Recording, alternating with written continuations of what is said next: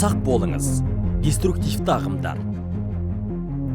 Деструктивті діни ағымдар қоғамдық қауіпсіздікке, отбасылық құндылықтарға және адам денсаулығына зор қатер төндіреді. Жат ағымдар қазақ ұлты мен Қазақстанда тұратын барлық этностардың ұлттық құндылықтарын және салт дәстүрлерін жоққа шығарады. Атап айтар болсақ, кез келген мемлекеттік мерекелерді атап өту, ұлыстың ұлы күні мейрамын тойлау, беташар, сәлем салу секілді салттар, ата-баба әруақтарына құран бағыштау және тағы басқа әдет ғұрыптарды мойындамайды. Зайырлы мемлекетке және зайырлы өмір сүру салттарына барынша қарсылық танытады. Мемлекеттік рәміздерді және түрлі мерекелерді құрметтемейді. Мәзһаптарды, оның ішінде Қазақстанның көпшілік мұсылмандары ұстанатын Ханафи мазһабын жоққа шығарады.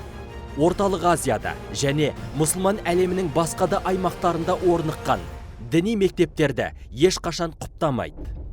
Дәстүрлі исламды ұстанған мұсылмандарда күпірлік жасайды деп айыптайды. Өзге де дәстүрлі діндердің өкілдері мен дінді ұстанбайтын адамдарға түсіністікпен қарай алмайды. Заманауи мәдениет пен музыка, балет, бейнелеу өнері сияқты басқа да өнер түрлеріне өшпенділік танытады. Олар әскерде қызмет ету, міндетті, орта білім алу секілді өзге де заңда белгіленген міндеттерді орындаудан бас тартады. Медициналық ем шаралардың қан құю, вакцинация, ағза мүшелерін трансплантациялау және басқа да кейбір түрлеріне түбегейлі қарсы шығады. Білім мекемелеріндегі биология, дене шынықтыру, ән күй, сурет салу сияқты жекелеген пәндерге қатыспауға шақырады. Қаперде ұстаңыз.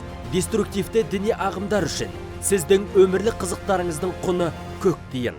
Егер айналаңыздың қауіпсіздігін ойласаңыз, осы бейне жазбаны таратуға ат салсыңыз.